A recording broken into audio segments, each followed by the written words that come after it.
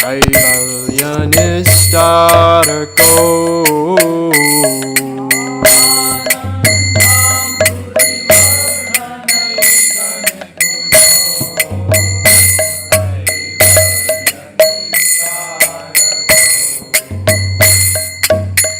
Vande rūpa-sanātanau raghu-yugau śrī-jīva-gopālakau.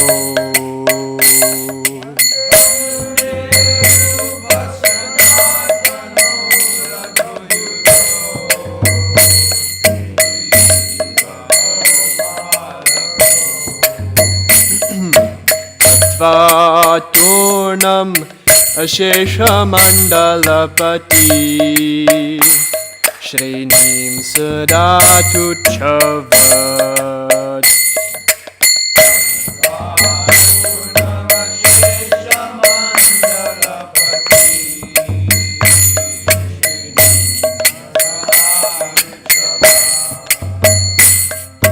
Bhutva dīna-ganesha-kau karunaya gopina-kantha-shritau.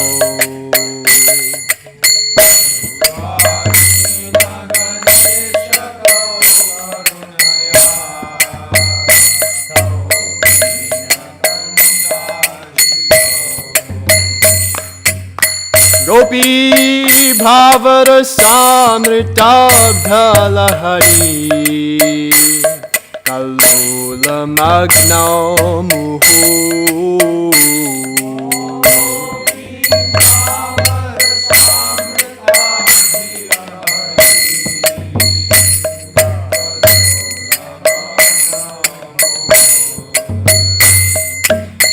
Vande rūpa-sanātanau raghu-yugau śrī-jīva-gopālakau.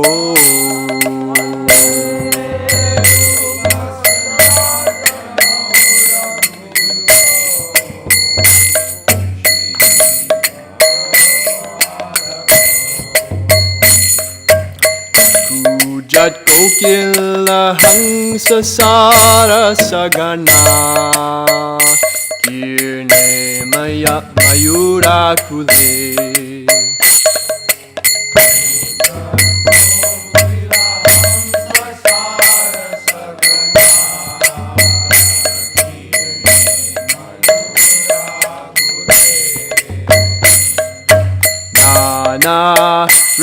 Nānā-śāstra-vicāran śrī-yukta-vrindavane.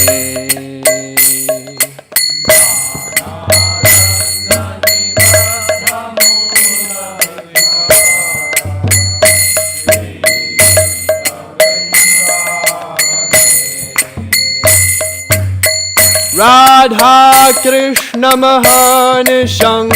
prabhajatau divartha Thadau yau muda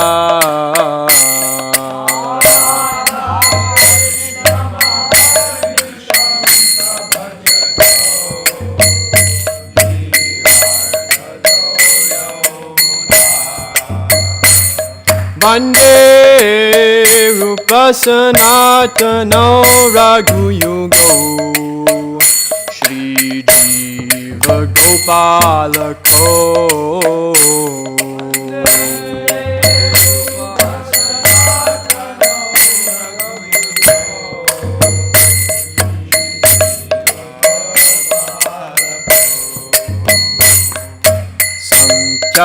purvaka-nama-gāna-matibhi kāla-vasani-kirtau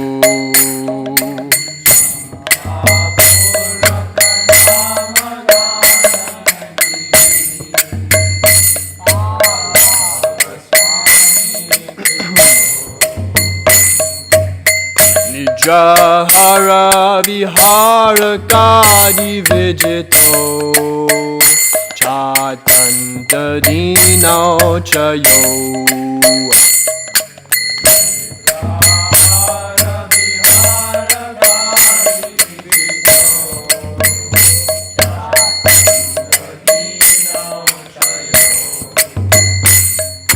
Radha-Krishna-guna-smrite madhurimanandena sammohito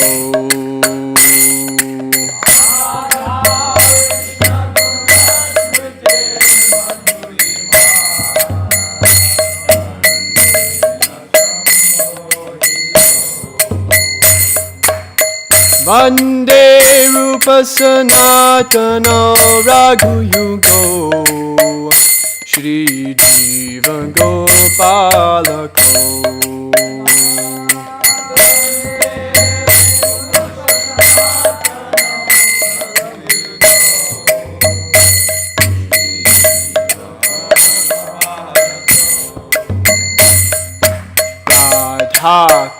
Radha-kunda-tate kalinda-tanaya ire-cha-vangshi-bhate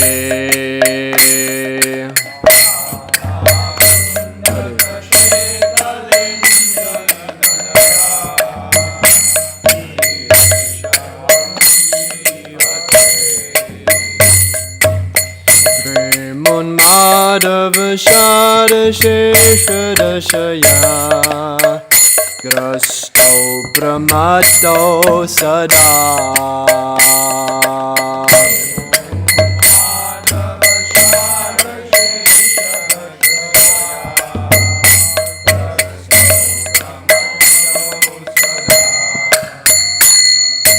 Gayanto chakadahare gunavaram Bhava-bhibhutau muda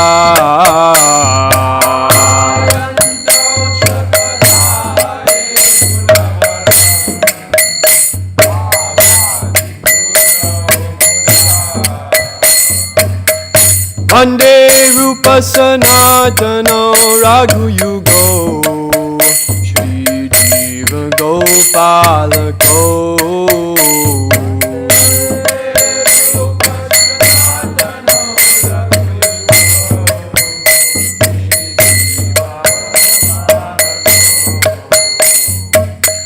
Radhe Vraja Devi ke chalalite Hey Nanda Suno Kutaha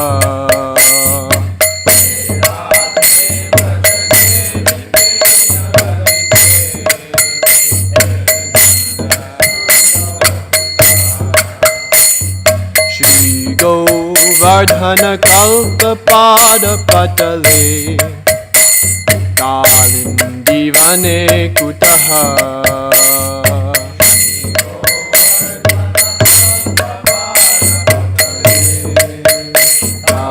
Kalindivane kutaha Ghosantaviti sarvato vrajupure He jai mahavihlavo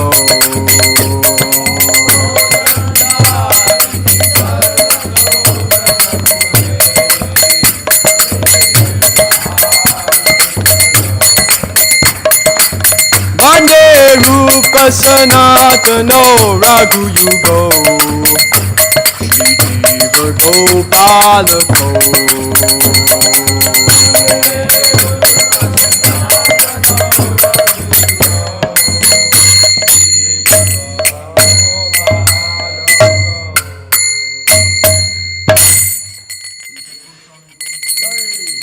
Jai.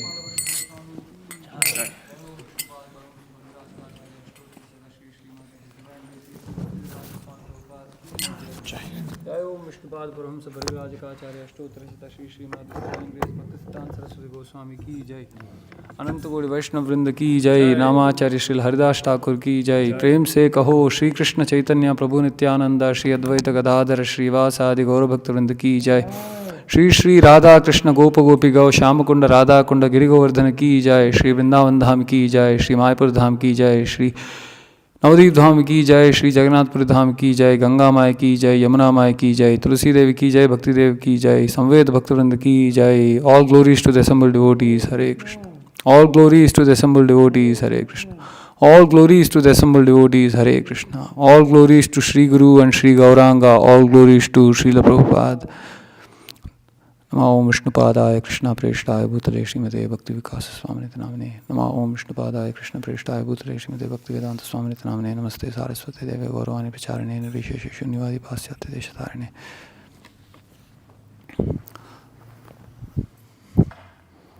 So first I'll speak on the disappearance occasion of Gopala-Bhatta Goswami, and then we can study the Bhagavatam verse for today. So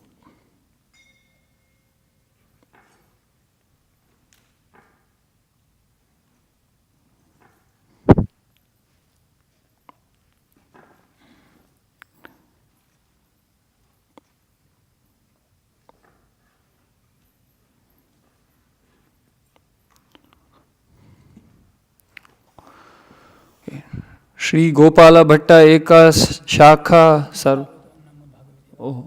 ओम नमो भगवते वासुदेवाय।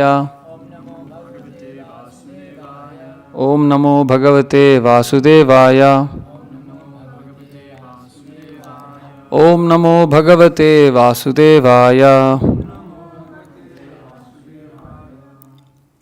Okay, so reading from CC Adi 10.105, this is about Gopala-Bhatta Goswami.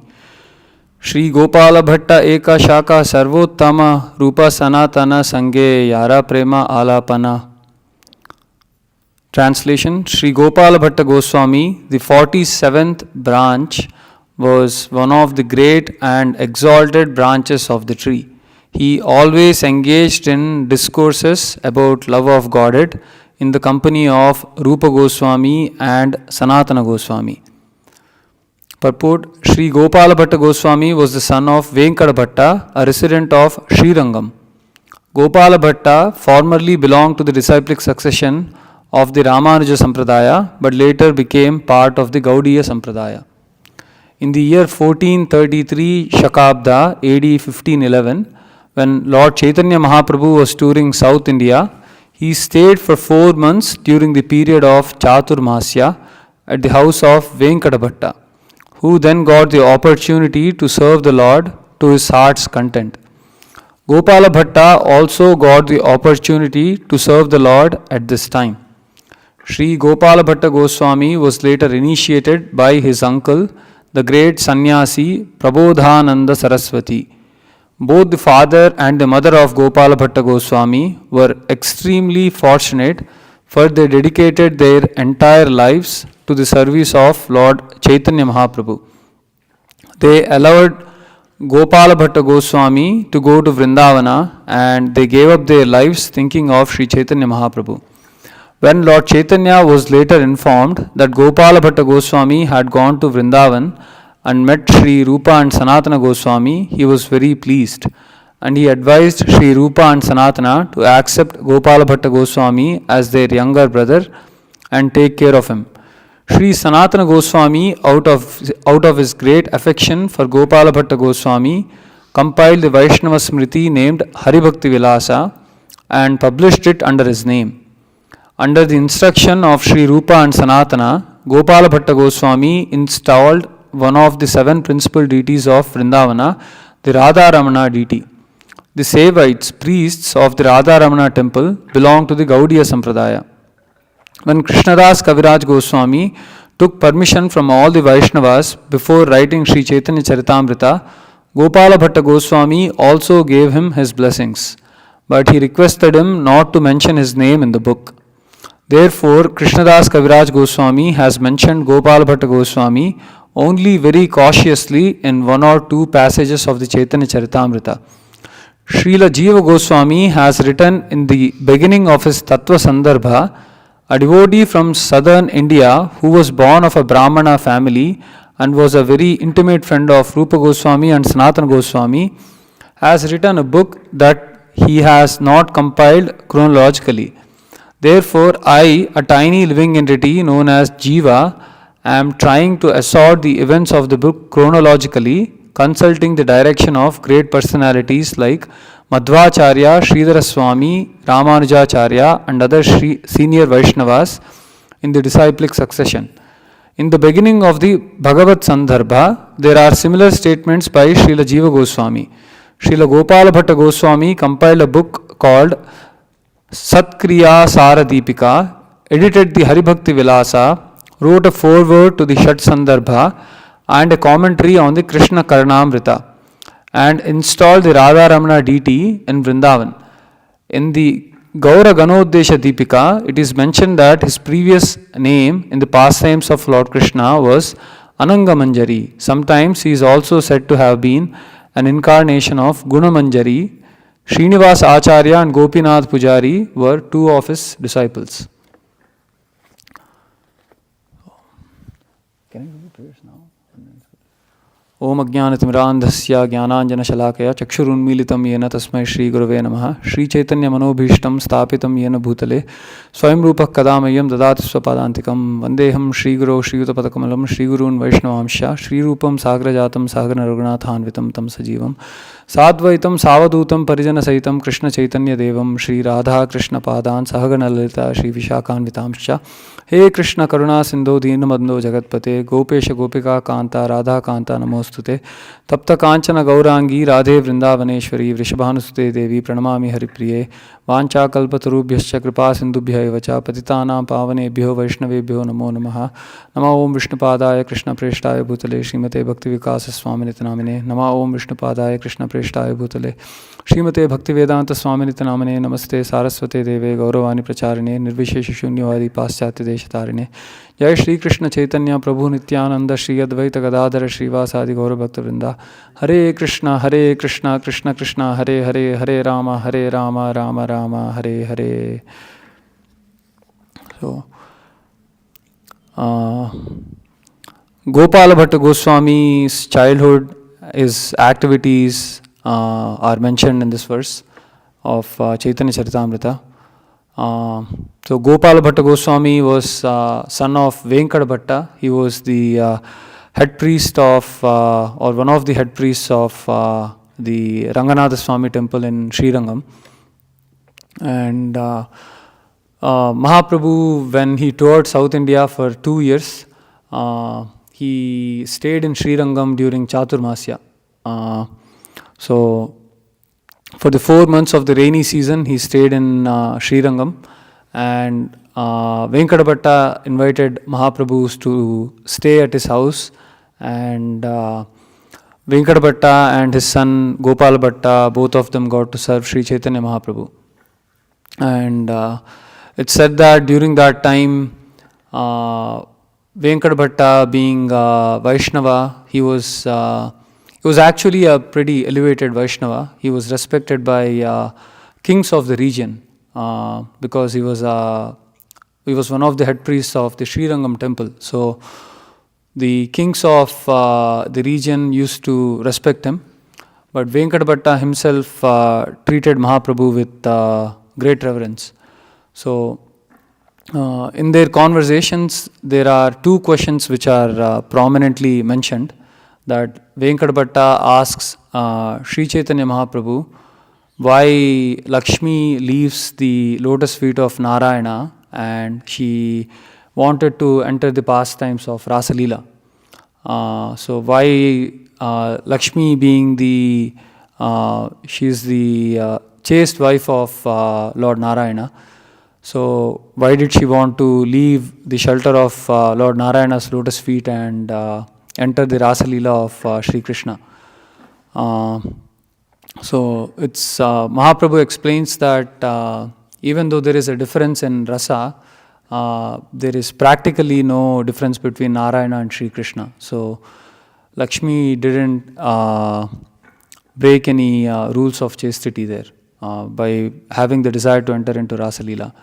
And it's said that she performed a lot of penances and austerities in order to enter Rasa Leela. So the second question posed was, why did Lakshmi Devi didn't have the entry into Rasa Leela, even though she serves Lord Narayana very faithfully, and Narayana is not different from Sri Krishna.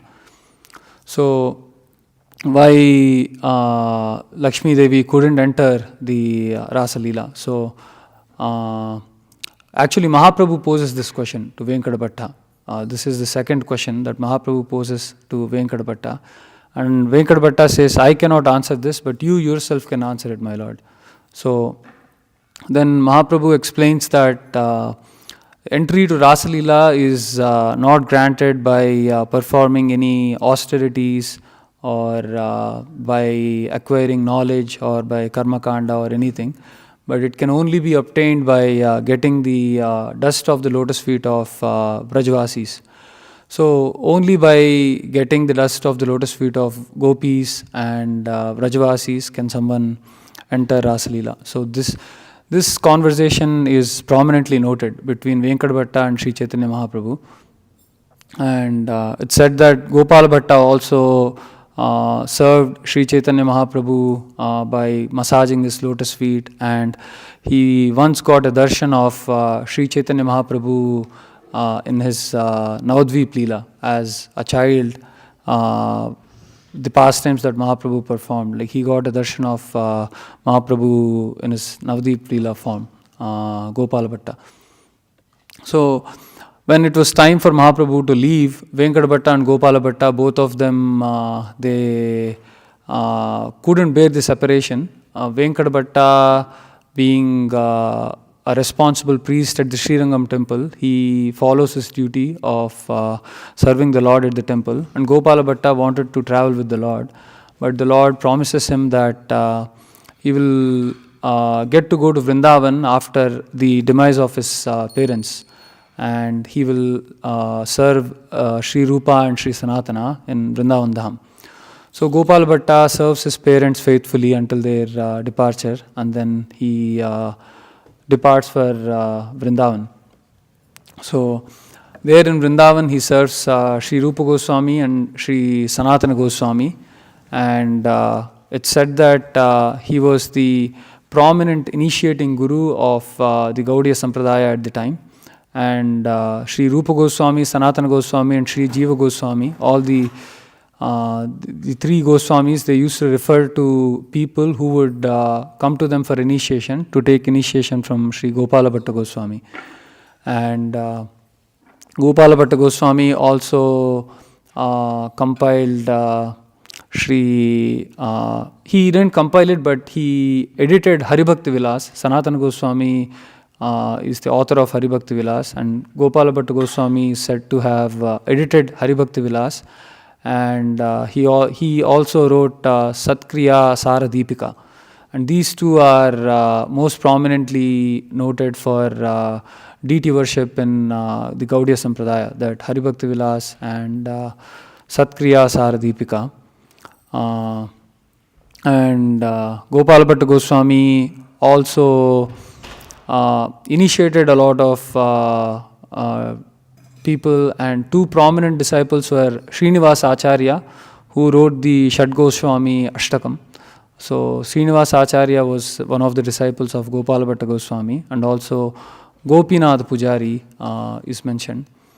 It said that Gopinath Pujari was born after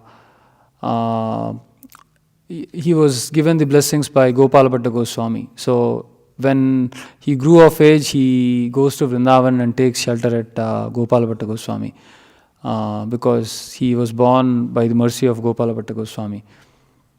So these are some things that I've read upon Gopala-Bhatta Goswami. So yeah, one last thing is he established Sri Radha-Raman temple in Vrindavan, and it's said that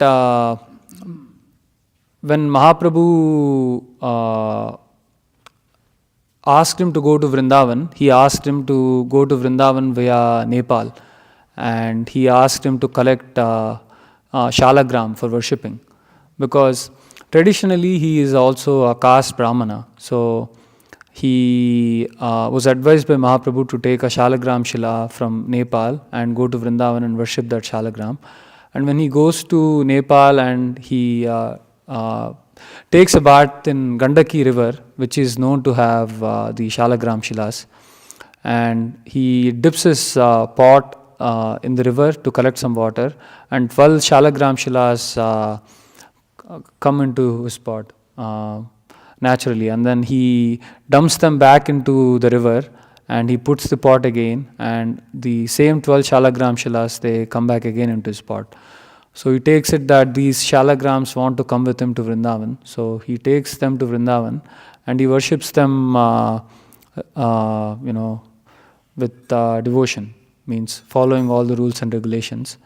And one day, one rich man comes and gives some ornaments for worship to all the Goswamis, I believe. He gives ornaments for worship of Radha Krishna. But Gopala-Bhatta Goswami, he didn't have any deities. Although Sanatana Goswami, Rupa Goswami had deities, Gopala-Bhatta Goswami only had shalagram shilas.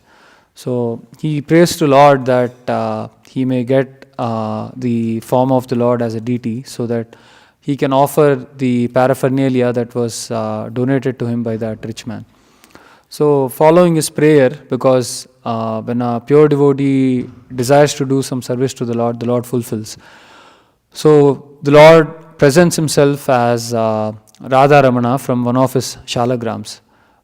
So the Radha-Raman deity in Vrindavan, it's a self-manifested deity from shalagram. And I've heard from Rompad Swami Maharaj that there were some investigations done on seeing if the deity is actually self-manifest, and they couldn't find any chisels or anything like that, that there were no traces of the deity being sculpted.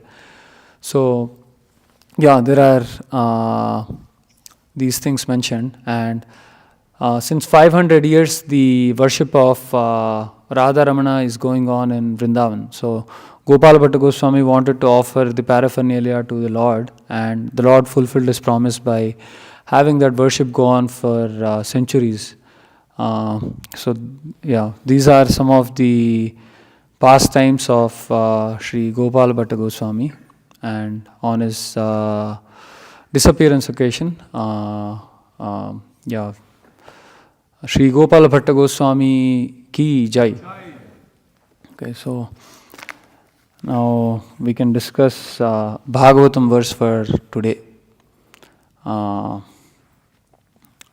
Okay, Canto 3, Chapter 11, Text 38 of Bhagavatam. Calculation of time from the atom.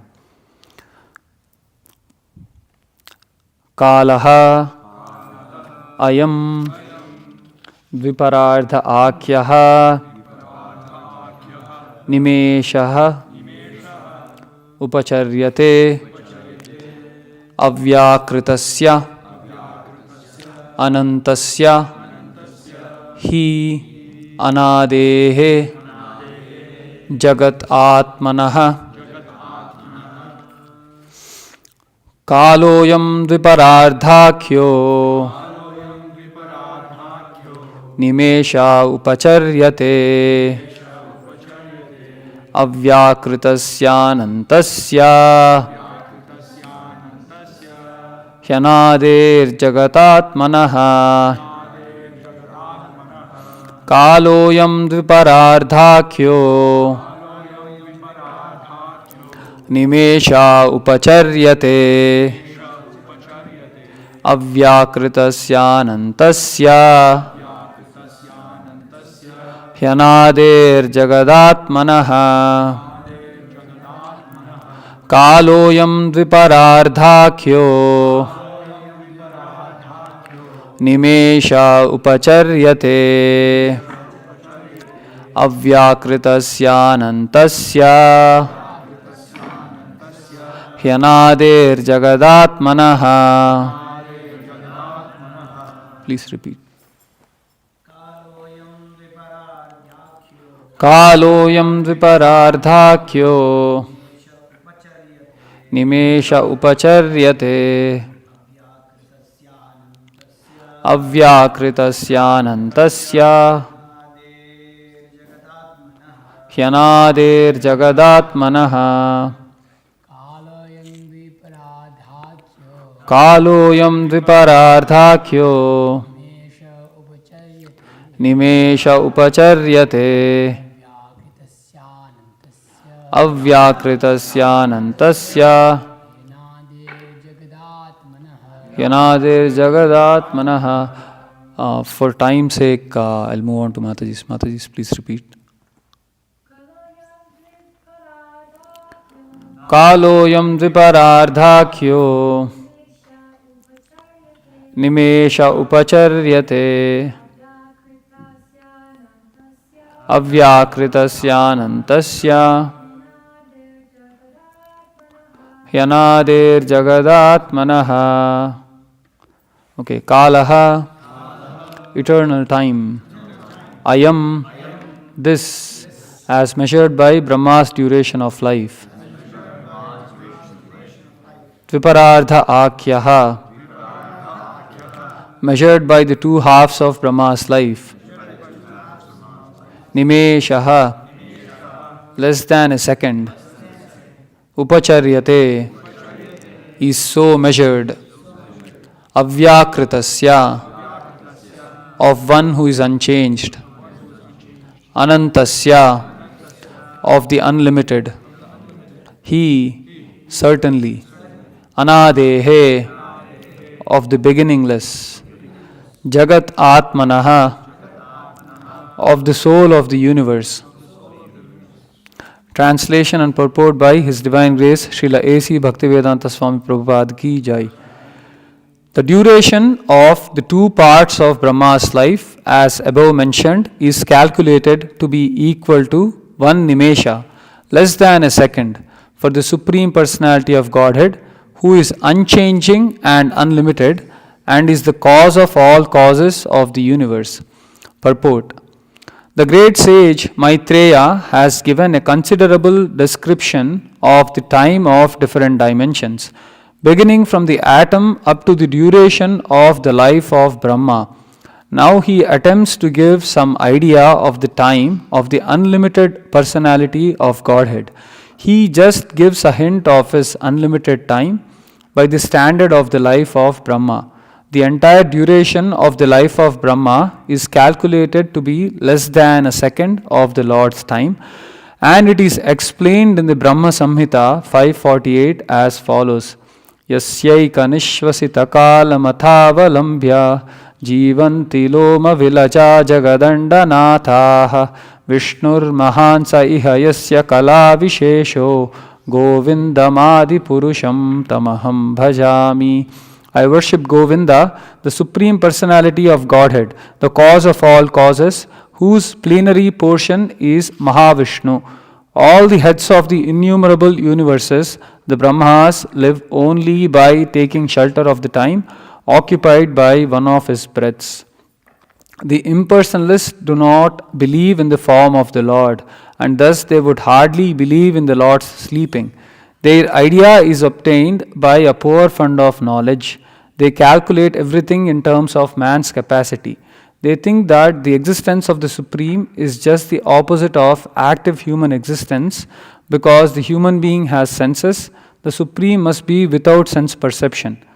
Because the human being has a form, the Supreme must be formless. and because the human being sleeps, the Supreme must not sleep. Srimad Bhagavatam, however, does not agree with such impersonalists. It is clearly stated herein that the Supreme Lord rests in Yoga Nidra, as previously discussed. And because he sleeps naturally, he must breathe. And the Brahma Samhita confirms that within his breathing period, innumerable Brahmas take birth and die. There is complete agreement between Srimad Bhagavatam and the Brahma Samhita. Eternal time is never lost along with the life of Brahma. It continues, but it has no ability to control the Supreme Personality of Godhead, because the Lord is the controller of time. In the spiritual world, there is undoubtedly time, but it has no control over activities. Time is unlimited, and the spiritual world is also unlimited, since everything there exists on the absolute plane.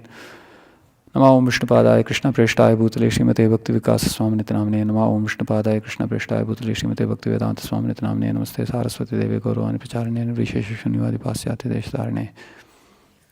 So, in this chapter, Maitreya Muni explains calculation of time, and we see from the beginning how this is the most scientific part of Bhagavatam. Scientists, at least people who are into modern science, they might appreciate this section of Bhagavatam. I remember reading it for the first time also and thinking that this is far out, that Bhagavatam would have such scientific, precise descriptions of time, how people of the past used to calculate time,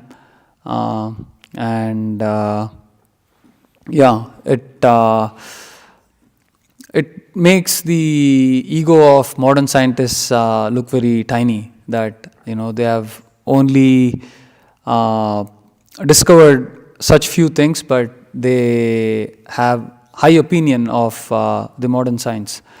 For example, Maitreya Muni explains how the time scales in the realms of demigods, that 1 day of demigods is equal to 1 year of the life of earth, and that Prabhupada mentions it as 360 years. 1 year on earth is 360 years on the planets of demigods. So that almost approximately it comes to 1 day of demigods being equal to 1 year on earth.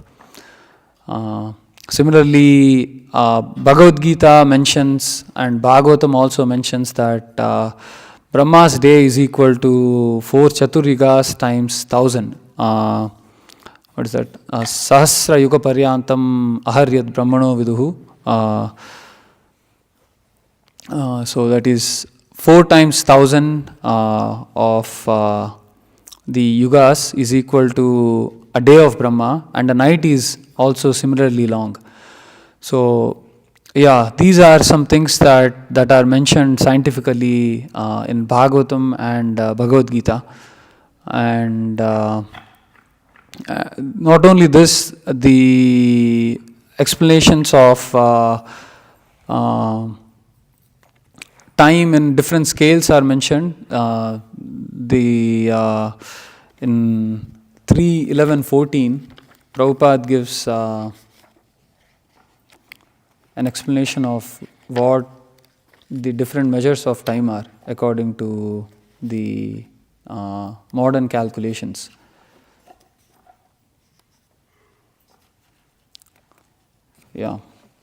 So there we can see Truti, Vedha, Lava, Nimesha, Kshana, Kashtha, Laghu, Danda, Prahara, day, night, Paksha. All these are they are much more detailed than just the second, minute, hour, day that we have. They are way more detailed. It's just that these things have been lost in time. Duration of yuga is also mentioned in this, that each yuga is I think 1200 years of demigods is the time of Kali Yuga, and 2400 years of the demigods is the time of Dwapara Yuga, 3600 years of demigods the time of Treta Yuga, and 4800 years of the time of demigods is the time of Satya Yuga. So, like that, everything is precisely mentioned, and duration of manus is mentioned, that there are about 14 manus in each kalpa, right? And a kalpa is a day of Brahma. So there are 14 manus in one day of Brahma. So each manu lives for about 71 times of the yugas. So yeah, all of these, they are clearly mentioned. The creation, annihilation, they are mentioned. They are much more detailed than just the Big Bang theory and that everything, just becomes zero. So, yeah, for people at least who have come from a scientific understanding, at least I have been atheistic almost all my life. So, the fact that this so-called sentimental text has such detailed descriptions of the scientific realms of this universe is astounding. So it's, I mean, we've had speakers say that even though Bhagavatam has such detailed descriptions, it's not accepted by modern scientists because of the fact that it's just devotional. Because it mentions God, they reject it. Just on the fact that it mentions God, it describes God, that is a qualifier for them to reject such detailed scientific explanations. So it's just what do you call narrow-mindedness. Narrow-mindedness, we can say, blind leading the blind, stuff like that. They are just in ignorance. So even in this chapter, it's also mentioned that everything is ending. So this Kala Chakra has its effect on an atom. An atom has its creation, its destruction. And similarly, Lord Brahma also has its creation and destruction. So, Abrahma bhuvana lokal punaravartanorjuna mama eve ye prapadyante mayamitantu. No, that's not the verse. Abrahma bhuvana lokal punaravartanorjuna punarjanmana vidyate. Yeah, that's the verse. I got mixed up. So, everything from Abrahma bhuvana lokal, from the bottom planet to the topmost Brahmaloka, everything has destruction. So even though Brahma has such long duration of life, even he has to undergo destruction. He is not exempt from this destruction. And Prabhupada writes in the purports that even Brahma is preparing for his next life. So he is engaging in devotional service because he is aware that even he has an end to his life. And if he doesn't perform devotional service, then there is no guarantee of what his next life is going to be. So, there are mentions of things like every jiva has been a Brahma at one point in time, and every jiva has fallen from that position of Brahma. So, if Brahma doesn't engage in devotional service, even he falls down. So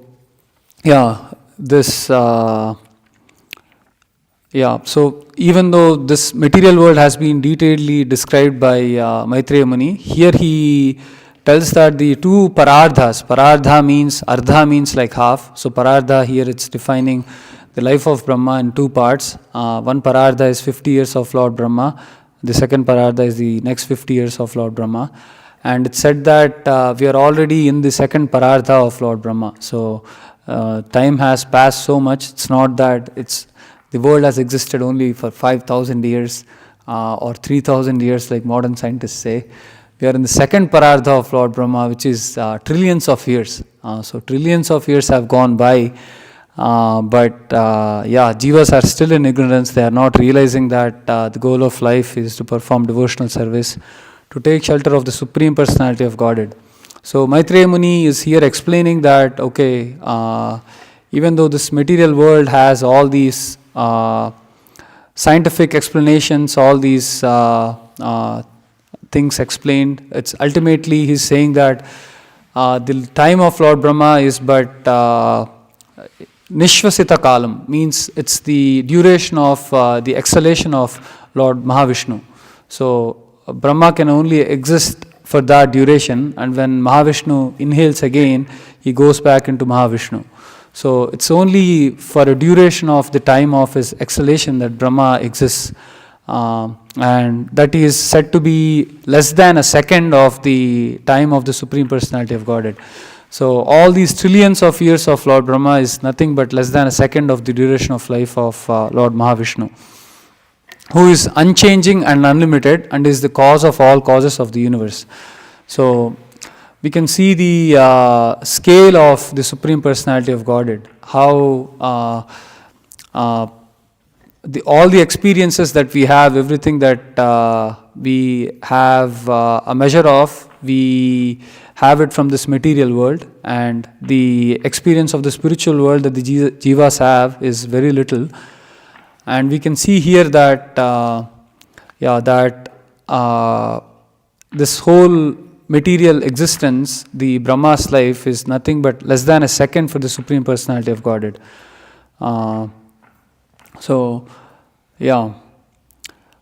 Ultimately this leads to Maitreya Muni at least indirectly saying that we have to take shelter of the Supreme Personality of Godhead, because this material world is a temporary place. It's dukkhalayam ashashvatam. It's created, it's annihilated, it's created again, it's annihilated again. But the only unchanging entity in this existence is the Supreme Personality of Godhead.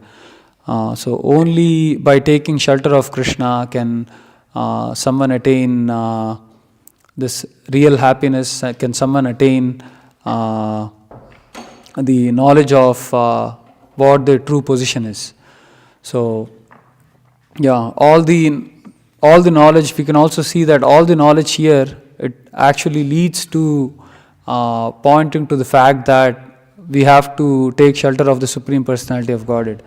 And in one of the short videos by His Holiness Bhakti Vikas Swami Maharaj, he mentions in Logica Spiritus, God, Science and Atheism, he mentions that a lot of scientists, they have this realization that it's not automatic. Everything is not automatic. It's being run by a great power, great intelligence. Because if someone seriously studies this material universe, even the knowledge of this material universe, even the scientific knowledge, it leads to that understanding that it's being run by a higher power. And ultimately, it should come to the understanding that we have to take shelter of the Supreme Personality of Godhead. What's stopping people from getting that realization is that their ego, that they do not want to agree that they are nothing but a tiny, infinitesimal part and parcel of the Supreme Personality of Godhead. They want to enjoy, that they want to be the enjoyers of the material world. So here Prabhupada mentions in this purport that Mayavadis also, they cannot understand that the Supreme Lord can sleep. They cannot understand the fact that the Lord sleeps, that He inhales and He exhales, because they cannot imagine that the Lord is a person. They only have an understanding of negation, that because they are a person, the Supreme Lord cannot be the person. Because they have a form, Supreme Lord cannot have a form. Because they have senses, the Supreme Lord cannot have senses. So they only go by negation. So that's mental speculation. They do not take knowledge from authorities like Bhagavad Gita and Bhagavatam.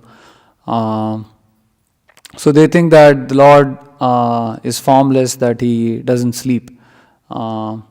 But Prabhupada clearly mentions here that the Lord sleeps in yoga nidra. Yoga nidra means he's not sleeping like a mundane living entity, but he's sleeping in his yoga nidra. So, yeah, just by sleeping, the Lord can create these universes. Just like how Krishna lifts Govardhan hill with his little finger, the Lord can create the universes just by sleeping and dreaming. He can create. He doesn't even have to be awake. So it's this material world is it's not a big deal for the Lord.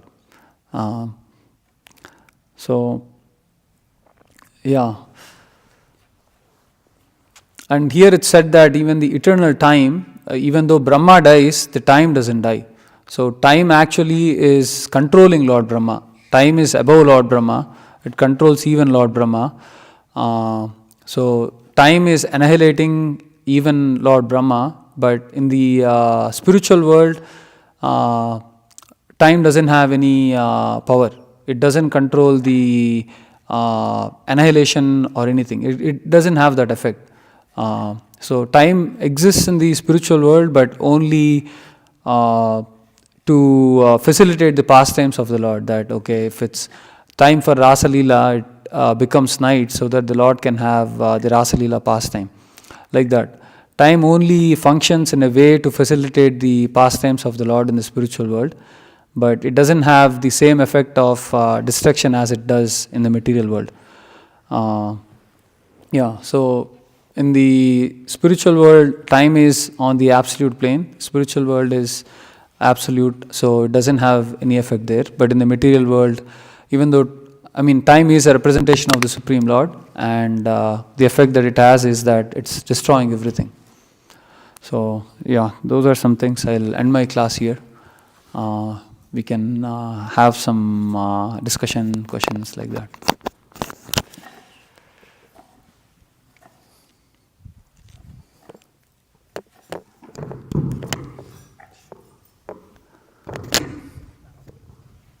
It's a question, kind of like a comparison. You quoted that verse from the Gita, the famous verse, which I hear you quote a lot, that dukkha-layam ashashvatam. The material world is full of misery and is temporary. So how would you compare this verse to the statement of Prabodhananda Saraswati that, what is this, kaivalyam narakayate tri-dasha pushpa? Prabhupada quotes this verse a lot. Do you know which one I'm referring to? I'm not entirely sure, but kaivalyam narakayate means merging with the Supreme is like hell. But within this verse, it's basically stating that for the devotee, the material world is as good as Vaikuntha.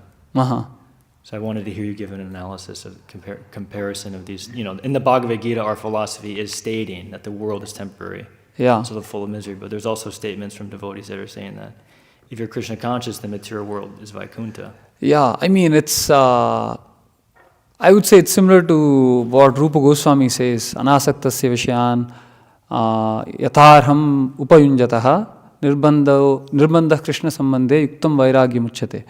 Means that if someone doesn't have asakti, means attachment, or if they are not attracted to the material objects, then for them they can engage everything in Krishna's service, and that becomes yukta vairagya. So, for devotees who are on that high plane, they can consider material world to be the same as Vaikuntha. Prabhupada says it doesn't matter if it's heaven or hell. We can go on preaching, and the Prahlad Maharaj also said, he doesn't care if he has to go to the spiritual world. As long as he's preaching and delivering the conditioned souls, he's happy. But for devotees who are on such a high plane, they can consider the material world to be the same as Vaikuntha. But for people who are still in the material consciousness, who are conditioned very much by the happenings of the mundane world, Krishna says in Bhagavad Gita that it's a temporary place. It's Daivi hesha gunamayi mamamaya dhuratya mamevaye prapadyante maya metam tarantite. It's not easily crossed over. So it's only crossed over by taking shelter of the lotus feet of Krishna. So, yeah, these, at least in the beginning stages for taking shelter of Krishna, it helps me to think of this world as a temporary miserable place. Yeah. No love in the material world. No love in the material world.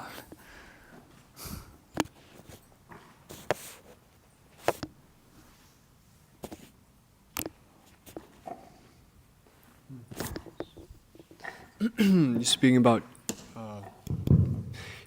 Gopala-Bhatta Goswami, how he wanted to leave his where he was acting, where he was performing pujari service, but Lord Chaitanya wanted him to stay, and just wanted to know what's that famous verse in that connection. Right, because there's a famous verse that devotees often quote, and that's it. It comes in that pastime, right? Who quotes Prabhu? Devotees often quote this verse. Maybe it comes in a different pastime, but like. Oh yeah, you stay here and you. Sthane sthita. Lord Brahma's prayers. You're talking about the Brahmana who told you to stay at Kurma. That's what I'm talking about, yeah. Oh, okay, yeah. I guess that was a question Prabhu then. met Kurma Brahmana and he said that he wanted to travel with him and he said to stay in this place. That's different. That's Kurma Brahmana saying that you stay in this place and preach. What is that? Amaragya Guru Hoya Tare Desh. Kyare dekha tare kaha Krishna Upadesh. And you stay here and become Guru and deliver this place. Okay. That is to Kurma Brahmana. Oh, okay. Okay, I see. Yeah, similar kind of. Yeah. I didn't know that this verse was quoted for. No, it's not. I was kind of just asking. Kurma Brahmana thing. These two verses which Prabhupada quotes every time, so it's Kurma Brahmana and Kurma Brahmana. These are Kurma Brahmanas. Kurma Kshetra.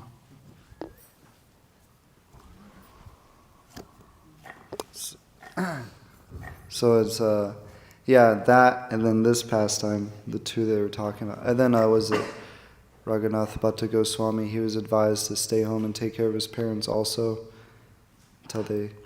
I don't know. Raghunath Bhatta Goswami was the son of Tapan Mishra. Raghunath Das Goswami. Yeah, Raghunath Das Goswami. Right. So there's some instances where the Lord Himself instructed them to just perform, take care of their family, and then. But in our experience, sometimes even if we go home for a day, we're in deep Maya or something like that. How do we? What was what Dharma is complex. So how can we know when we should stay, when we should take care of them, when it's not our place to do so like that, or just to show face and please them. Yeah, it's a tough question. So, I mean, yeah, for Mahaprabhu said that, but I mean, for Raghunath Das Goswami particularly, we can see his renunciation was high, even from his young age. So, even, yeah, so I mean, for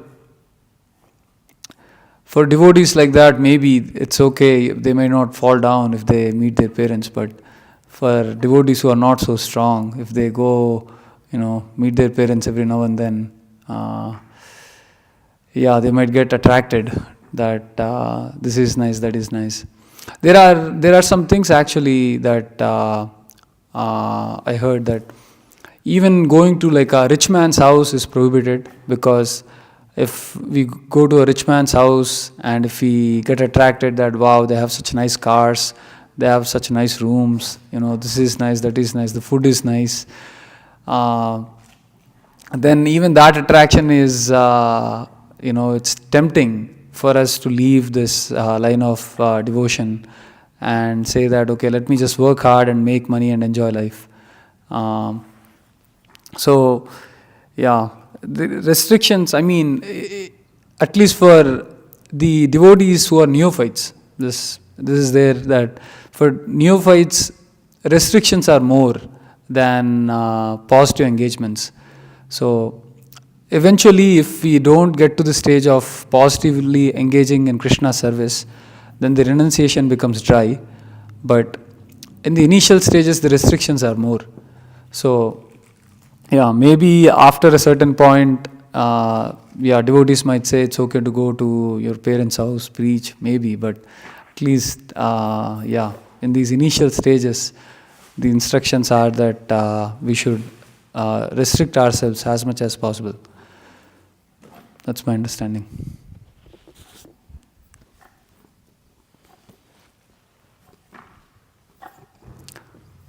Another factor is who is your family. The ultimate principle is to reject what's unfavorable for devotional service and accept what's favorable for devotional service. So if your parents are Prabhupada disciples, then maybe it would be conducive for your Krishna consciousness to go home and serve them. But if every time you talk to your family they nag you about giving up devotional service, then screw that. Don't go there. Yeah, for Prabhupada disciples, they have to force their children to take it up.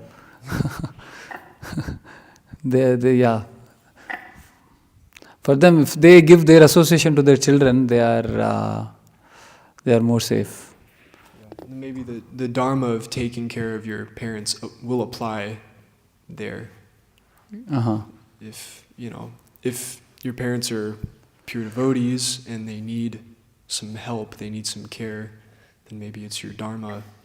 Maybe even over, I don't know. I don't know if that supersedes the dharma of being a brahmachari in that situation. That's a dharma sankat. Should you be a brahmachari and serve the spiritual master purely, or should you serve your pure devotee parents? Pure devotees. Your devotee parents. If they're pure devotees. I don't know. You can ask your spiritual master. That's what Lord Chaitanya called. Yeah. He said you should stay here. Yeah, there you go. Taking care of your pure devotee parents supersedes the dharma of being a brahmachari. He told Raghunath Das Goswami the same thing. They weren't pure devotees either. They were devotees though. They were devotees though. And if you see Raghunath Das Goswami's life, when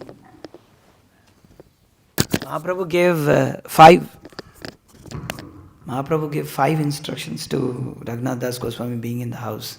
What is that? Does anybody remember them? Bhalo na khaibe, bhalo na paribe, sada Radha Krishna chintan koribe. Something like that in those 5 instructions he gives. But before Raghunath Das Goswami was, he ran from his house 2-3 times and he was dragged and then tied in his house. And then his mother will say that get him married, so that he will just be here in the house. And his father will say that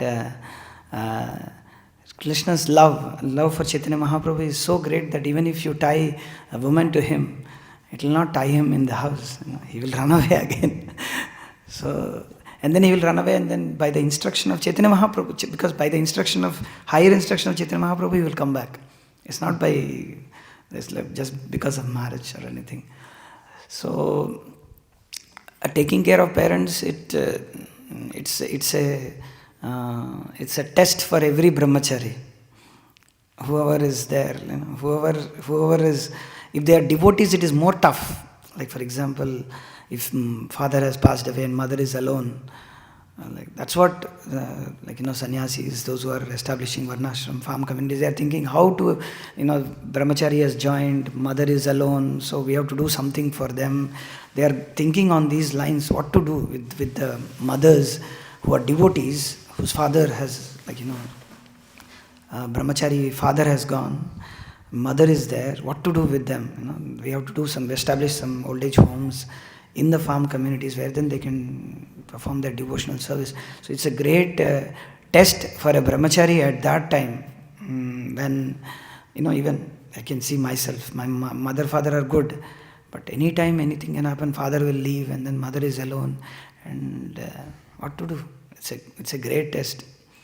So it happens for everybody. If they are not devotees, then forget it, then just don't bother. If they are devotees, it's more problem. Actually, for devotees, it's more problem.